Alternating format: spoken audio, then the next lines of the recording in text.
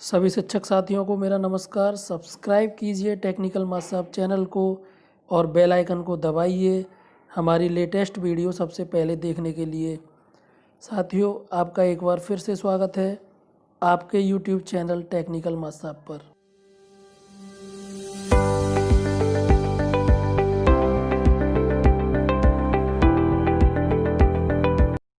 दोस्तों, आज इस वीडियो में हम निष्ठा प्रशिक्षण के मॉड्यूल 7 विद्यालय आधारित आकलन में पूछे गए सभी प्रश्नों को संकलित कर रहे हैं, जिनमें गतिविधि भी संकलित की गई हैं। साथियों, जो सीसीई में प्रॉब्लम थी उन प्रॉब्लम को एलिमिनेट करने के लिए, दूर करने के लिए विद्यालय आधारित आकलन का प्रयोग किया जा रहा है। देखते हैं विद्यालय आधारित आकलन या एसबीए क्या है।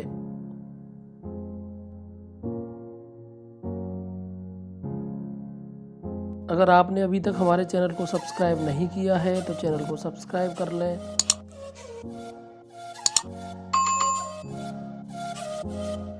गतिविधि को देखते हैं।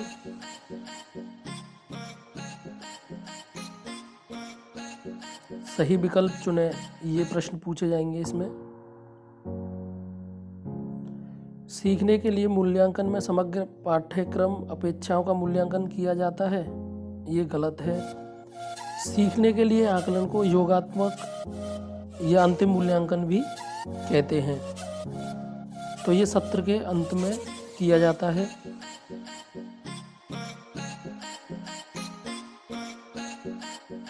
पोर्टफोलियो परीक्षणों और परीक्षाओं, प्रदर्शनियों, उपलब्धि प्रस्तुतियों, सिमुलेशन सीखने के रूप में मूल्यांकन के उदाहरण हैं, तो यह उदाहरण नहीं है, गलत स्टेटमेंट है ये।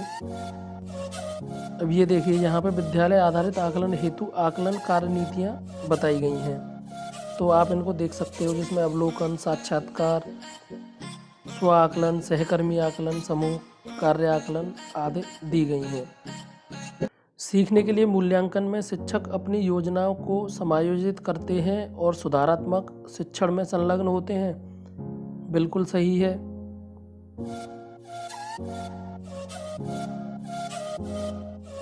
शिक्षक और छात्र दोनों मूल्यांकन के रूप में सीखने में निरंतर प्रगति का निरीक्षण और प्रक्रिया के बारे में समीक्षा करते हैं, बिल्कुल सही।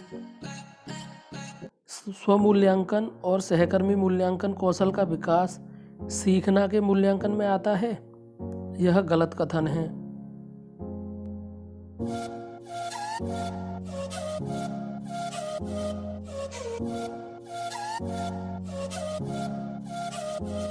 अब अगली गतिविधि को देखते हैं। इसमें भी हमें सही और गलत स्टेटमेंट को सेलेक्ट करना है।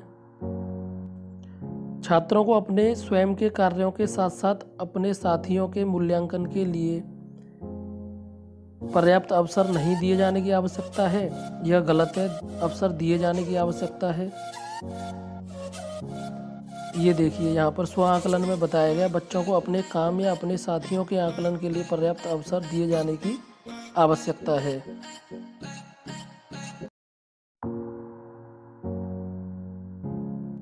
क्षेत्र का दौरा, सर्वेक्षण, कला कार्य, समूह कार्य की मांग करते हैं और प्रक्रिया कौशल के साथ साथ सामाजिक कौशल का आकलन करने के लिए उत्कृष्ट अवसरों के रूप में उपयोग हैं, यह सही है। जब हम बच्चों को बाहर ले जाते हैं और मॉडल वगैरह बनवाते हैं, तो एक तो प्रक्रिया कौशल का मूल्यांकन हो रहा है और वो सामाजिक स्तर पर कैसे कार्य कर रहे हैं इसका भी आकलन होता है।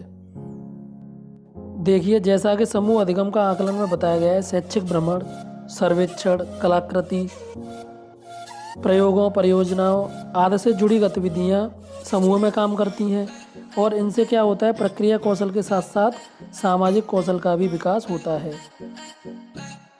पोर्टफोलियो से माता पिता अपने अभिभावकों, यहाँ पर छात्रों होना चाहिए था, की क्षमताओं और उनकी रुचियों के बारे में जान सकते हैं, जिनकी वे अनदेखी करते हैं, और प्रतिक्रिया के साथ अब वे अपने बच्चों की प्रगति के लिए समर्थन कर सकते हैं, ये बिल्कुल सही बात है। इसीलिए बच्चों के रूब्रिक्स में गैर लचीलेपन और अनुकूलनशीलता होती है जो बहुत कम अन्य मूल्यांकन उपकरण के पास होती है। तो ये गलत है। रूब्रिक्स में लचीलापन होता है और अनुकूलनशीलता होती है। रूब्रिक्स क्या है? तो रूब्रिक्स क्या है? रूब्रिक्स एक आकलन का टूल है, ठीक है, जिसमें लचीलापन होता है और अनुकूलन क्षमता होती है। रूब्रिक्स से हम एक विशेष कार्य पर ही बच्चों का आकलन करते हैं, ना कि कई सारे कार्यों पर बच्चों का आकलन करते हैं।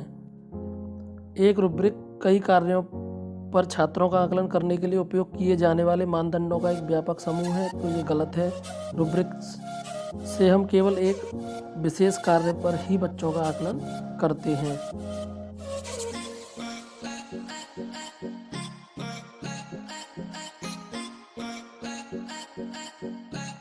गणित में सीखने की अक्षमता का आकलन निम्नलिखित परीक्षणों में से किसके द्वारा उचित रूप से किया जा सकता है? तो इसका उत्तर है नैदानिक परीक्षण। नैदानिक परीक्षण में क्या होता है कि जो बच्चे को सीखने में कठिनाइयाँ आ रही हैं उनका हम निदान करते हैं, इसीलिए इसको नैदानिक परीक्षण बोलते हैं। एक शिक्षक कक्षा के कार्य को एकत्रित कर पढ़ती हैं, फिर छात्रों की ज़रूरतों को पूरा करने के लिए अगले पाठ की कार्य योजना बनाते हुए समायोजित करती हैं। वह कर रही हैं, तो वो क्या कर रही हैं? वह सीखने के लिए आकलन कर रही हैं।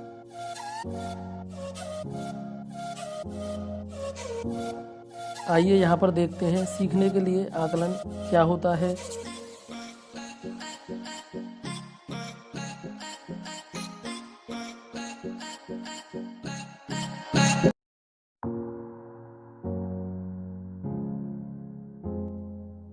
सतत और व्यापक आकलन, जिसको CCE भी बोलते हैं, आवश्यक है।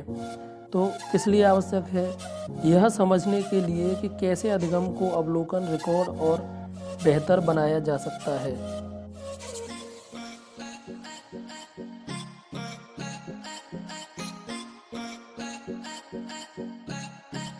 निम्नलिखित में से कौन सा एक उपयुक्त प्रारंभिक आकलन कार्य नहीं है? तो इसमें है छात्रों की रैंकिंग। कक्षा में समूह गतिविधियों द्वारा छात्रों में निम्नलिखित में से किसे विकसित किया जाता है? तो इसका आंसर है सहयोग को विकसित किया जाता है। छात्र अधिगम मानदंड हिस्सा है, तो छात्र अधिगम मानदंड सीखने का आकलन का हिस्सा है।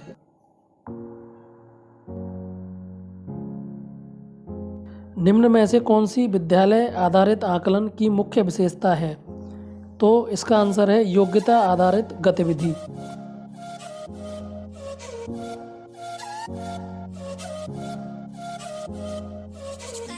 आकलन का उद्देश्य है, तो आकलन का उद्देश्य है किसी चीज़ की गुणवत्ता के बारे में निर्णय लेना, उसके बारे में अपनी समझ बनाना।